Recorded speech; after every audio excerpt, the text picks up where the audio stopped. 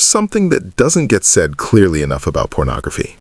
When you watch it, when the sexual stimulation hits, the negative emotions, fear, anxiety, that low hum of dread or inadequacy, they don't get resolved. They get suppressed, pushed down, covered over, and suppressed emotions don't disappear. They grow. Quietly, in the dark, they accumulate weight. So the cycle tightens. More guilt, worse self-image, harder to connect with real people. More isolation, more pornography. The neurological loop closes around itself and pulls tighter with every pass. But here's the layer underneath that cycle that makes it so hard to simply stop.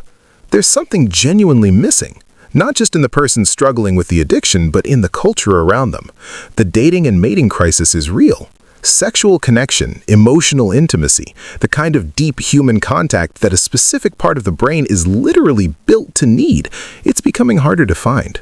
More people are going without it for longer, and that absence creates exactly the conditions addiction needs to take root and spread. Think of it this way. If you fill someone's stomach with food that has zero nutritional value, they won't feel hungry, but they're starving. And they won't crave broccoli because the hunger signal has been confused.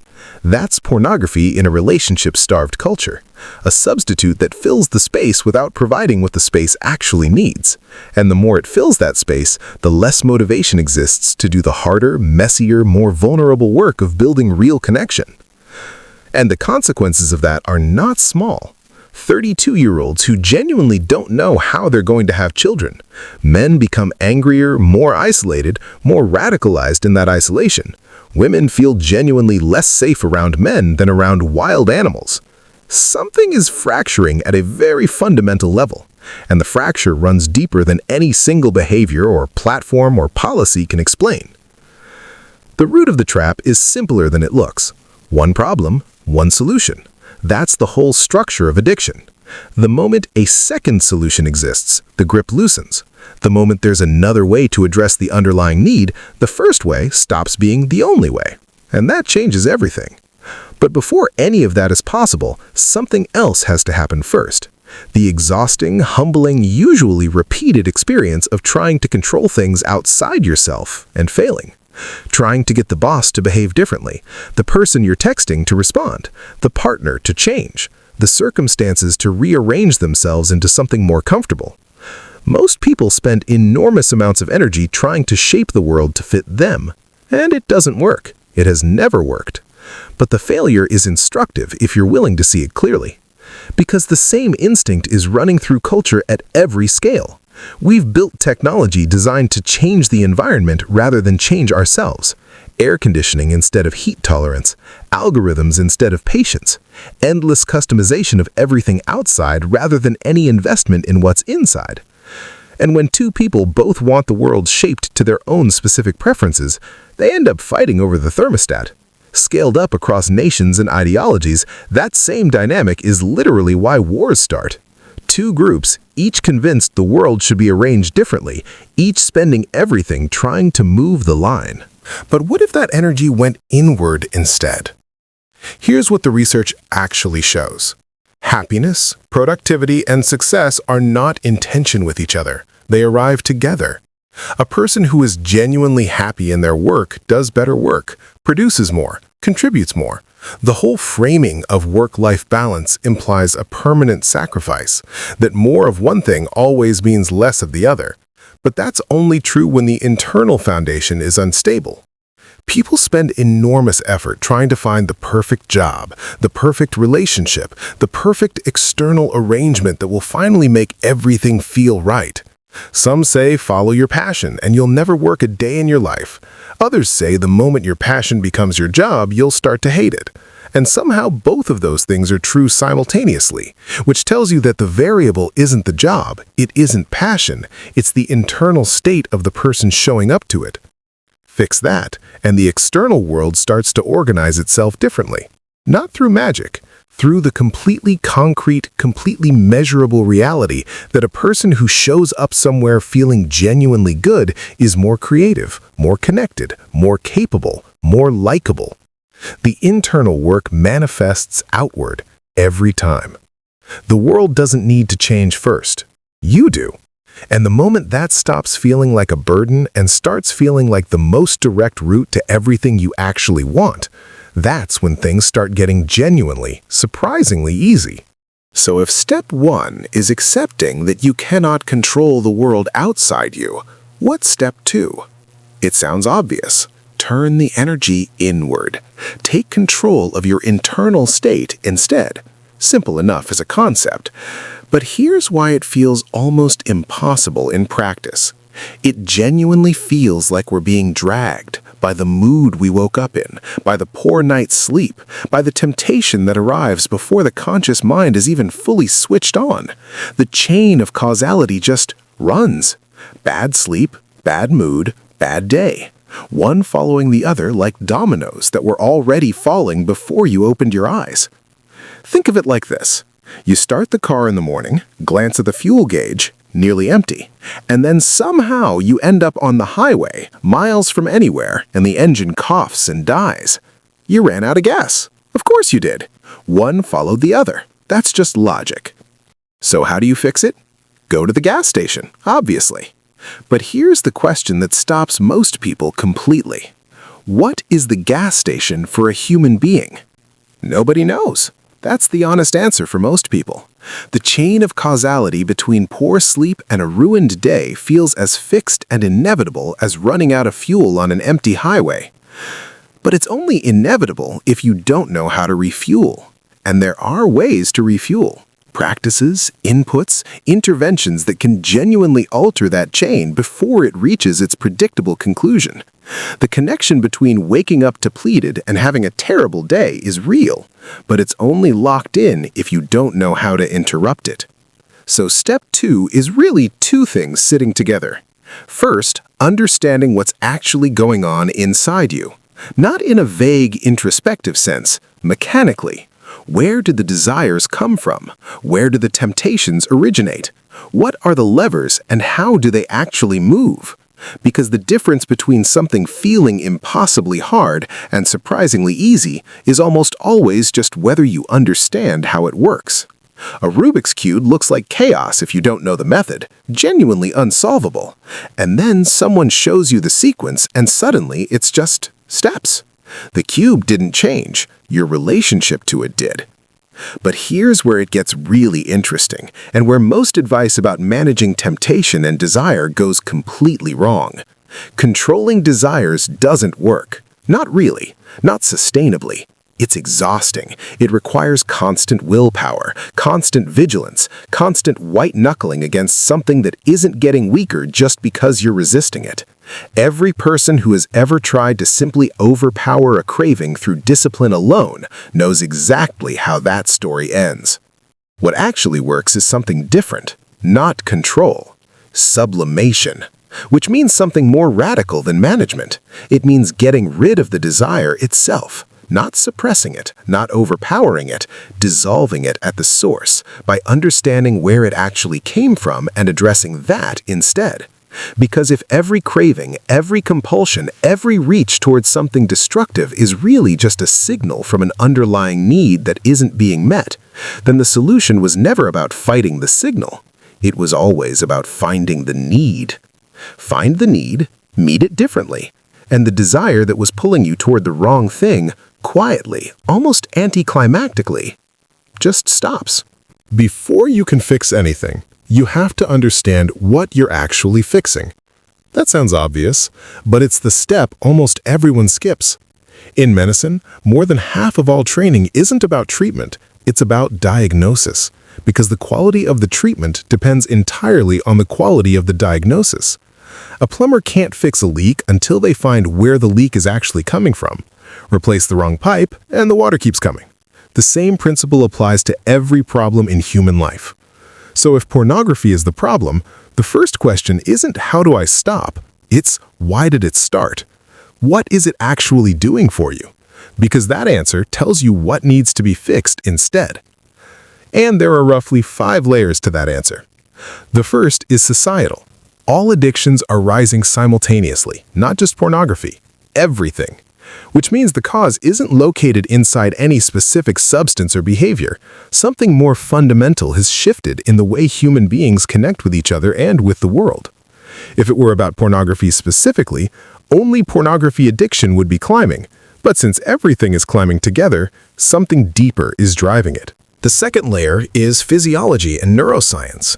And this is where it gets really important to understand what pornography is actually doing inside the brain.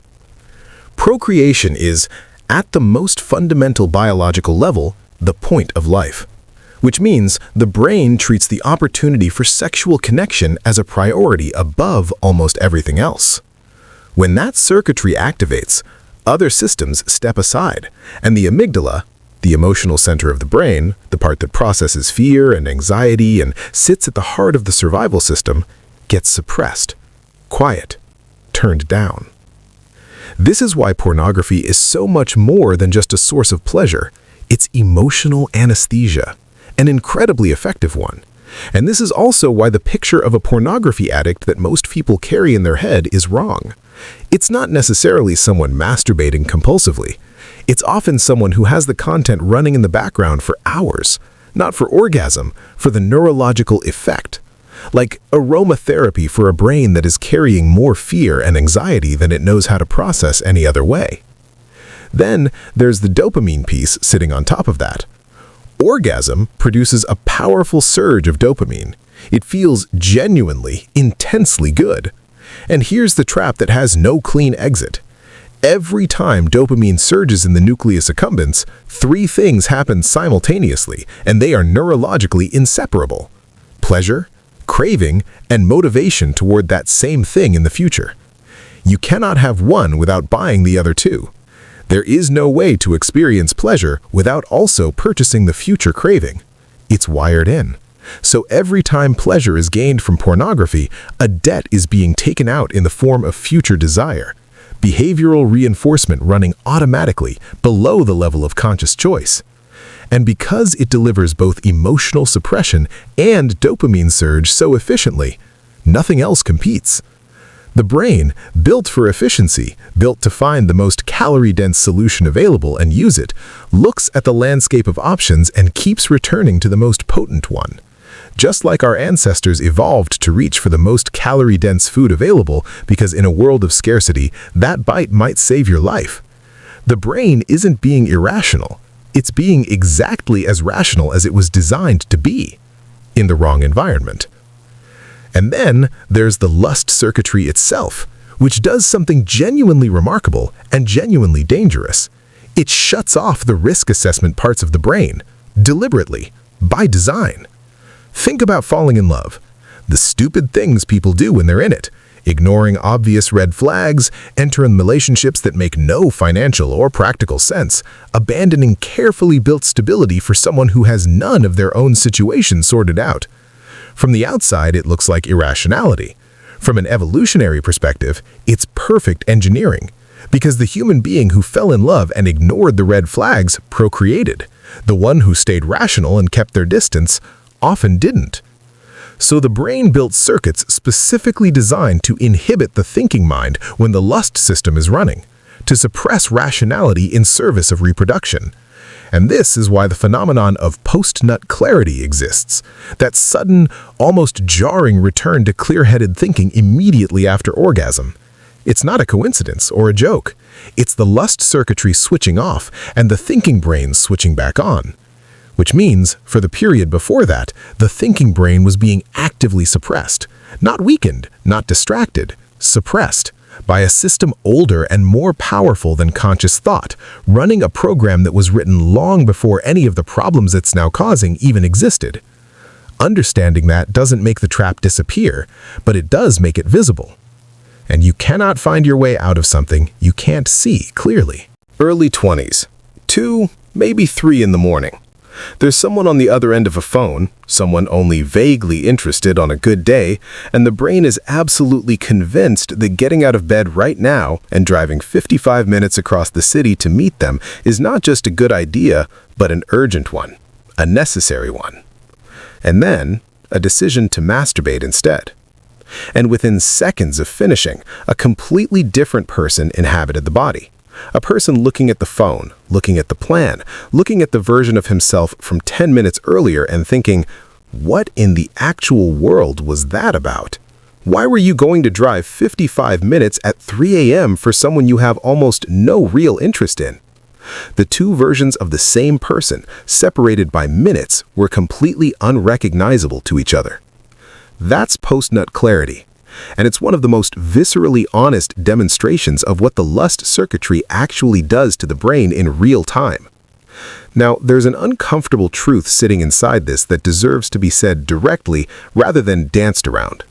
When a woman hears that a man's interest in her can drop sharply after orgasm, she's offended. And honestly, she's right to be.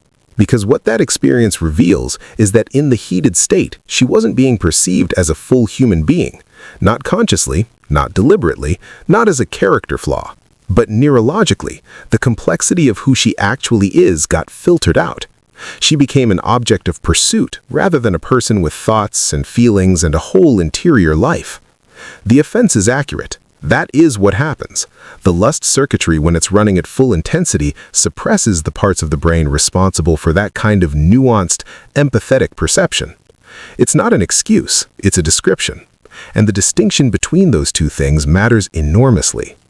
Because starting from a place of total honesty about how the brain actually works is the only way to reason toward real solutions. Political correctness in this conversation doesn't protect anyone. It just keeps the real mechanisms hidden and the real problems unsolved. And here's the important thing to hold on to alongside all of that.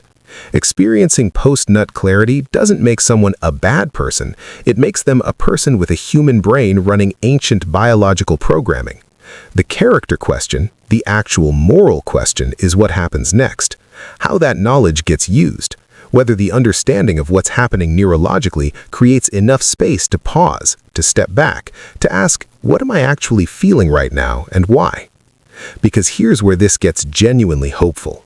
Once you understand where post-nut clarity comes from, what biological mechanism produces that sudden return of clear-headed perception, you can start to cultivate that clarity without needing the physical act to trigger it. The thinking brain doesn't have to wait to be switched back on.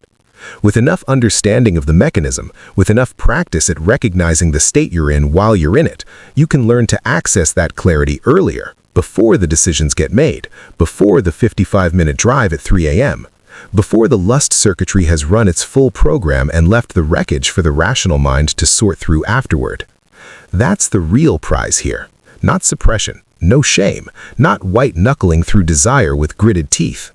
Understanding the machinery well enough that you can operate it consciously, rather than just being operated by it. So do women experience the inverse of post-nut clarity?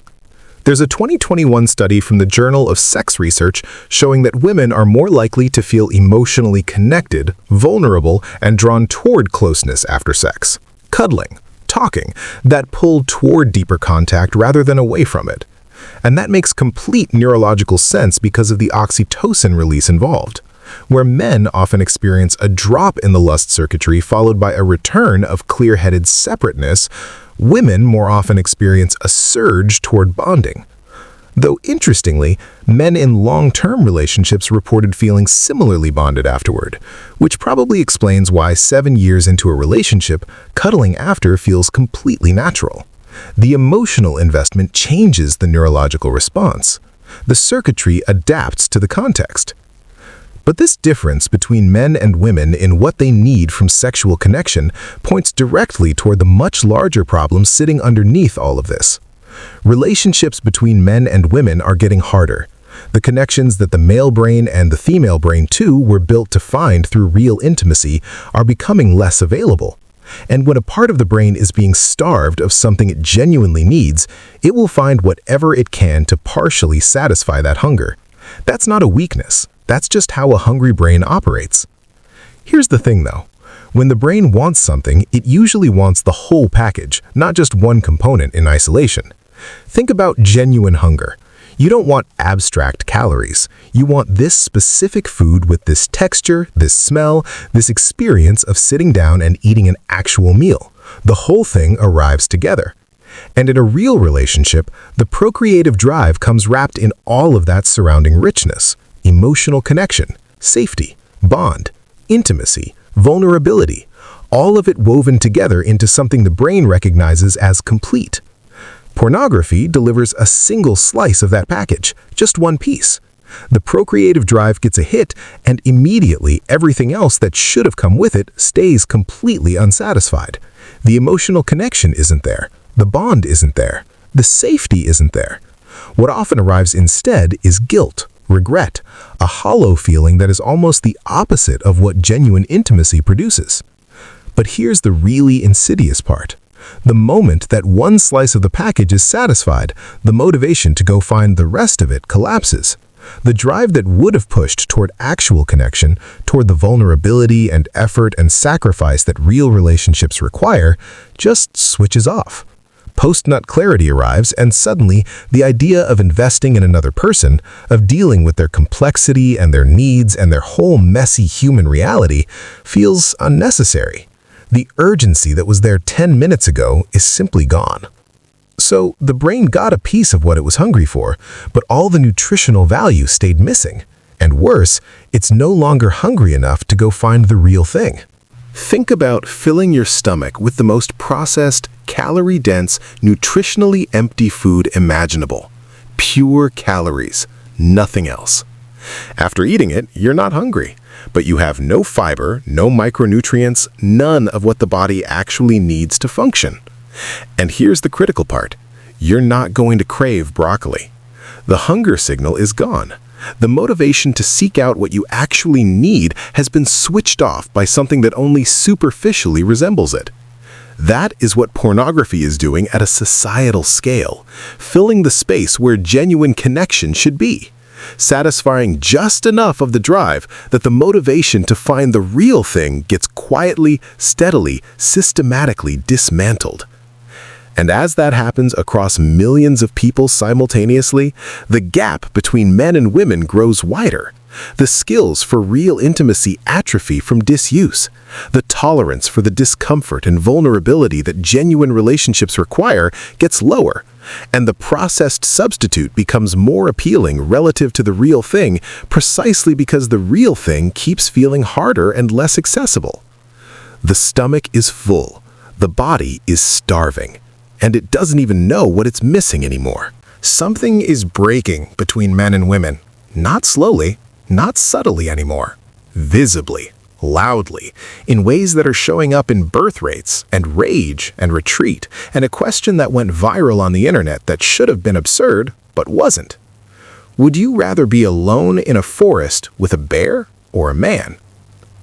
Women chose the bear, in enormous numbers. And that answer, as uncomfortable as it is, tells you something real about where things have arrived. Women don't need men the way they once did.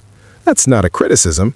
The sexual revolution, the pill, feminism, economic independence, these created genuine freedoms that didn't exist before. The upsides are real. But one of the downstream effects is that the equation of a relationship, the investment required against what you get from it, started looking different. Less necessary, less worth it. And dating apps arrived and handed everyone the feeling, not necessarily the reality, but the feeling of infinite options. Why invest deeply in one difficult person when 1,000 other possibilities are sitting in your pocket? So, men and women are having less sex, getting married less, and in certain corners of the internet, men are getting angrier, more resentful, treating the whole project of relating to women as something disposable or rigged against them. And here's where it gets biologically strange. A woman who wants to pass on her genes can go to a sperm bank. She can procreate without a willing male partner in her life. A man cannot do the equivalent. There is a fundamental asymmetry in reproductive power that has always existed but is now more visible than ever. And something in the male nervous system, maybe not consciously, maybe at a level far below rational thought, seems to be registering this and responding to it. With panic, with anger, with entitlement, with an existential cry that the incel movement and the alpha-beta discourse and the collapsing birth rates in places like South Korea are all different expressions of. South Korea's birth rate is sitting around 0.7. There is a whole generation of men there who will not have children and increasingly cannot imagine how they ever will. And if you sit with someone in that position, really sit with them, what you feel isn't contempt. What you feel is someone in a slow, protracted process of dying. Not dramatically, just fading. Watching life happen on the other side of a screen, receiving advice that's supposed to work, trying it, failing, receiving the same advice again, trying again. Think about Darwin's finches. One bird with a hard beak built for cracking nuts. Another with a sharp, delicate beak built for extracting insects from tight cactus flowers. Both perfectly suited to their world. Then, the cacti disappear. The second bird doesn't adapt. It just dies out. Not because it's weak, because the environment changed and its particular architecture no longer fits. COVID accelerated this. The third space, the forced interactions, the uncomfortable but necessary friction of showing up somewhere and having to talk to people you didn't choose, they evaporated. And what filled the space was remote work and delivery apps and pornography and the ability to construct an entire life that never requires you to sit with the discomfort of another human being. Many people who are now reasonably functional in relationships were once terrible at it. Awkward, anxious, no natural talent for conversation or connection, but they were forced. College forced them. First jobs forced them. Summer camps and shared spaces and the basic architecture of pre-COVID life forced them into contact they would not have chosen. And they grew in that contact, painfully and slowly, but they grew. That forcing mechanism is gone now for a lot of people, and there's a whole crop of men, not losers, not pathetic, not irredeemable, but people whose particular architecture, their attachment style, their neurology, their face, their circumstances, makes the standard advice genuinely inapplicable. Work out more. Put yourself out there. Just talk to women. And they do those things, and it doesn't work. And then someone tells them to try harder, and it still doesn't work. Imagine being given a cancer treatment and being told it will work, and it doesn't, and being given it again and again. How lost do you become? How terrifying is it when the prescribed solution simply doesn't apply to you? That's where pornography finds them. In the gap. In the hours between work and sleep when nothing is happening and no one is waiting and there's no reason particular enough to pull you towards something better. One of the two strongest predictors of pornography addiction isn't how much someone watches it, it's a sense of meaninglessness. The feeling that life isn't going anywhere, that participation, real participation in the full human experience of love and connection and family is happening for other people, but somehow not for you. And pornography fills that gap. Not well, not nutritiously, but it fills it. Just enough to get through the evening, just enough to suppress the dread for a little while. There might even be a spiritual dimension to this that doesn't get talked about enough. People deep in pornography addiction often describe feeling spiritually empty, not just lonely or frustrated, empty. Like something essential about being alive and connected and purposeful has gone quiet inside them. And the dopamine hit from pornography sits on top of that emptiness without touching it at all. The stomach is full. The soul is starving. And the worst part is that the pornography itself removes the motivation to fix the actual problem. The drive that might have pushed toward the risk and vulnerability of real connection gets satisfied just enough that it stops pushing. The hunger gets fooled. And the man sits alone in the apartment, technically fed, genuinely dying. We are watching this happen in real time, across countries, across cultures, in the numbers and in the rage, and in the quiet desperation underneath the rage. And the question of what to do about it is one of the most important questions anyone could be asking right now. So whose responsibility is this? If we're watching a generation of men quietly die out, if the advice isn't working, if the structures that used to force connection have dissolved, who fixes it? Society, people say. Society needs to intervene. But here's an honest question. What is society? Follow that word back to its source and you find people.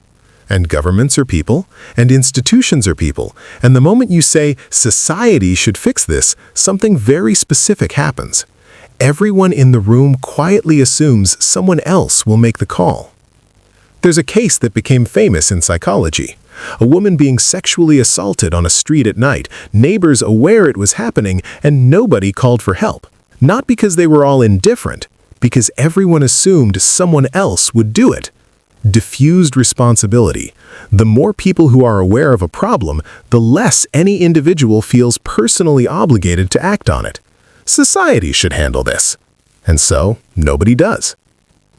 That said, governments are starting to notice. South Korea is one of the starkest examples.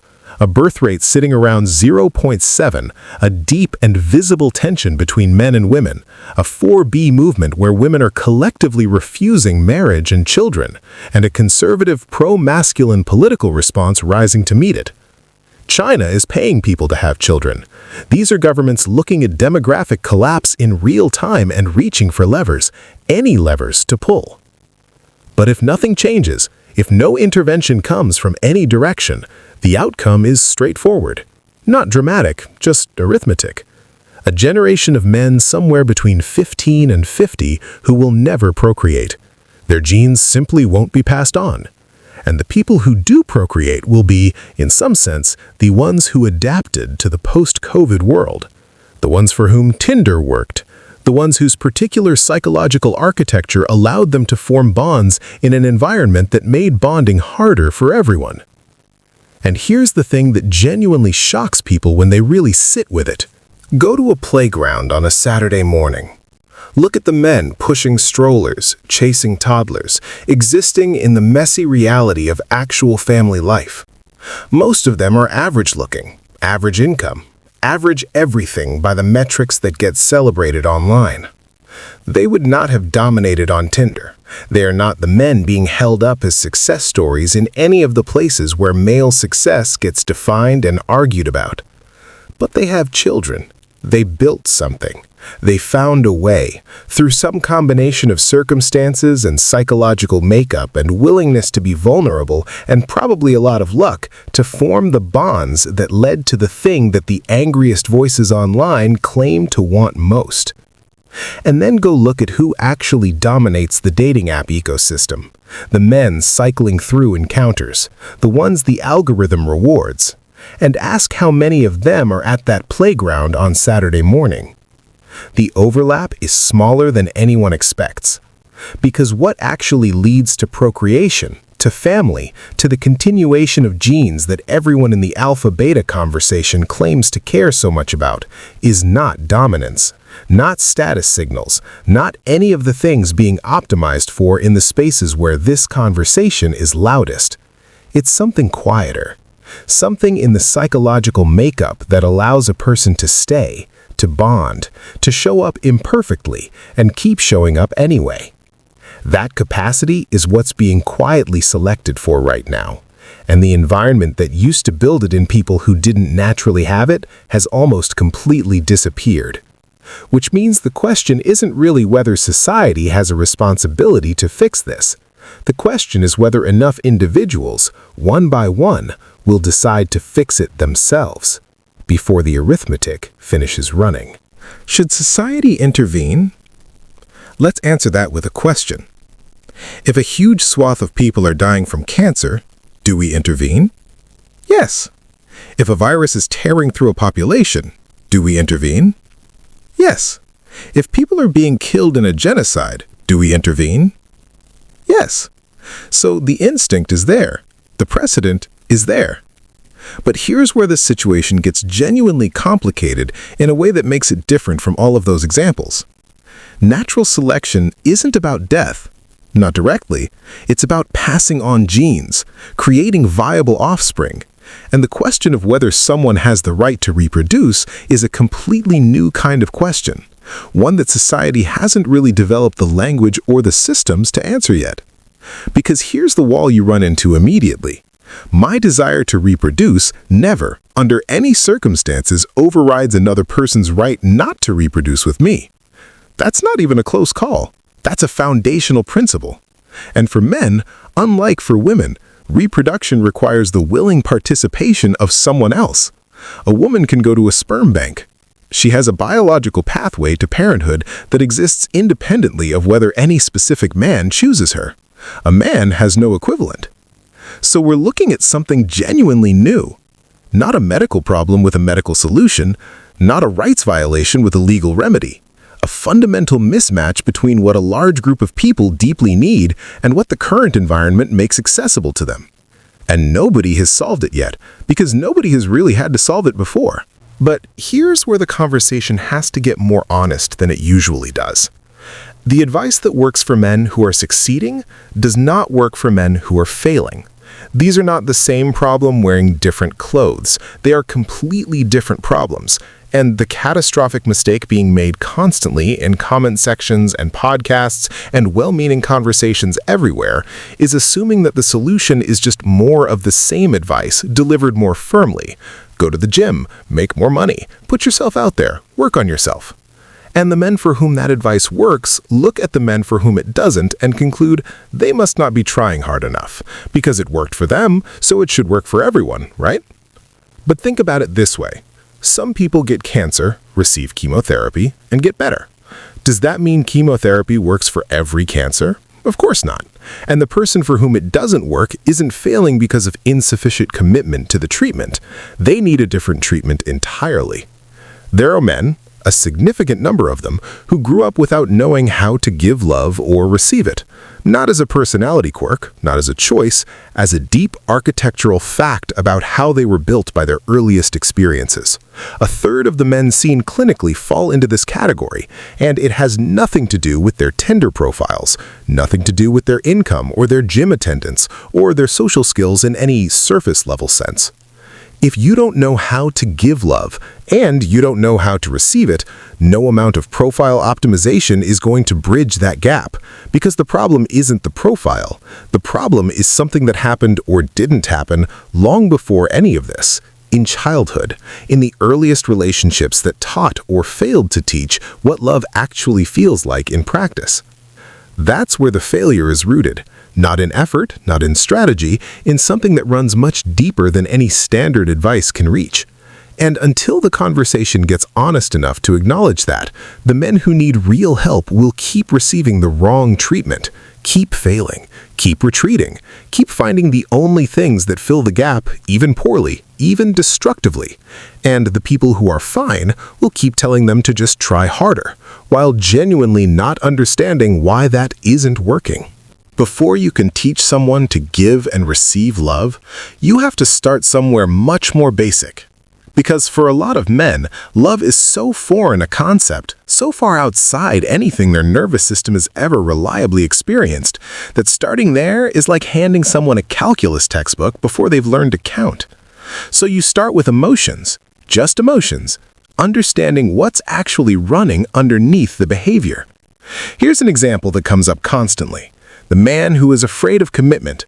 He becomes a recurring character in a lot of women's stories. He's great, but he just won't commit. And the cultural response is usually to put the weight on him. Step up, be a man, fix your fear. But here's what actually happens in the therapy room sometimes. A man comes in, does real work, genuinely overcomes his fear of commitment, and the moment he does, the woman retreats. Suddenly finds problems everywhere, gets terrified and pulls back. Because she selected him, unconsciously, precisely because he was afraid of commitment. His fear gave her somewhere to put her own. As long as he was the one who couldn't commit, she never had to examine why she kept choosing men who couldn't. The pattern protected her from herself. This isn't about blame. It's not a men versus women thing. Everyone does versions of this. We all have patterns running below the surface that we have zero insight into, behaviors driven by parts of ourselves we haven't met yet. And until you understand your emotions, you cannot understand your behaviors. You're just watching yourself do things without knowing why. So step 1 is emotional awareness. Step 2 is giving people a way to handle those emotions that isn't the pornography or addictive behavior or whatever short-term fix is currently doing the job of numbing what they can't yet face. So practically, what does that actually look like? The first recommendation is one that surprises almost everyone. Schedule the pornography usage. Pick 1 hour of the day. That's when it happens. Not scattered through the day, filling every quiet moment, every crack, every gap between tasks. One designated hour. Because here's what pornography does over time. It finds the cracks in your life and it widens them. The gaps get bigger, the pull gets stronger. The first move is just containing it, moving it to one place rather than letting it live everywhere. Cold turkey works for some addictions. For digital addictions, it tends to be harder. So start with containment. Log out of everything. Restricted. 1 hour. Then anticipate the hard parts of the day. Not after they arrive, before. Because here's the neurological reality. When you're suffering, when the craving hits and the stress spikes and the cortisol floods in, you cannot create new solutions at that moment. Reflexes and innovation live at opposite ends of the spectrum. The survival brain kicks in and it reaches for whatever it already knows. You need the fire hydrant before the fire starts. You cannot go looking for it while the house is burning.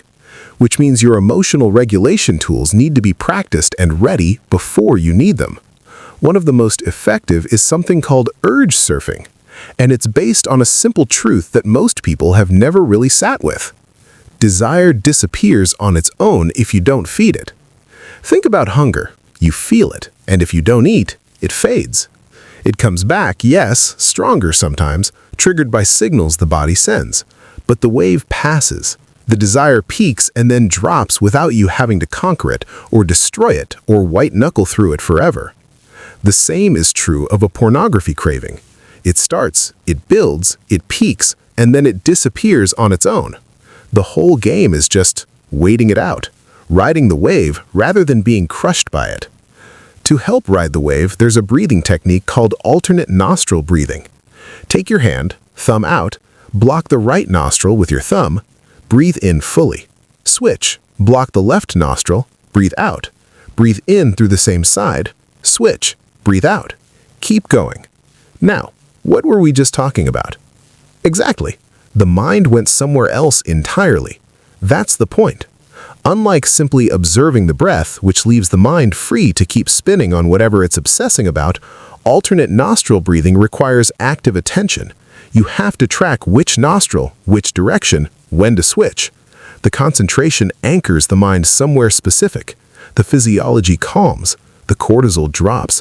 The nervous system shifts from activated to regulated. And the urge quiets. Not forever. It will come back, but the brain has just learned something critical, that there is another way through the feeling, a second solution to the problem, and that is everything. Because the entire trap of addiction is built on having only one solution, one answer to one problem. The moment a second answer exists and has been practiced enough to actually work under pressure, the trap starts to loosen. The loop that felt inescapable develops an exit.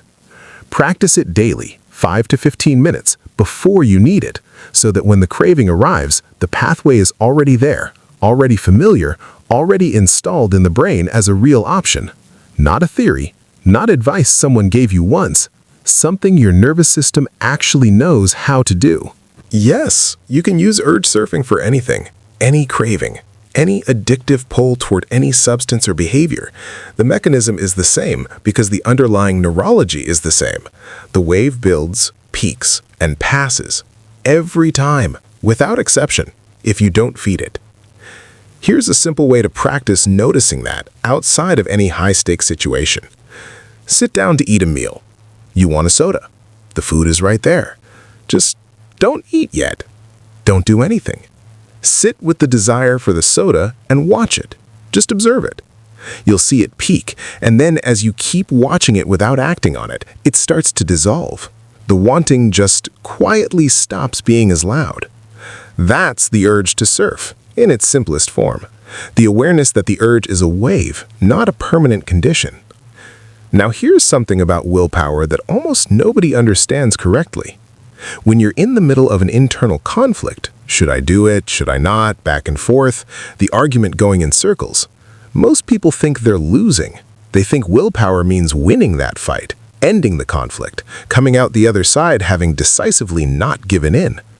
But that's not what willpower actually is. The part of the brain that exerts willpower is the same part that monitors internal conflict. The conflict itself is the willpower acting. The fight is the resistance. As long as you are still in the ring, still engaged with the internal argument, still aware that a decision is being contested, addiction cannot win.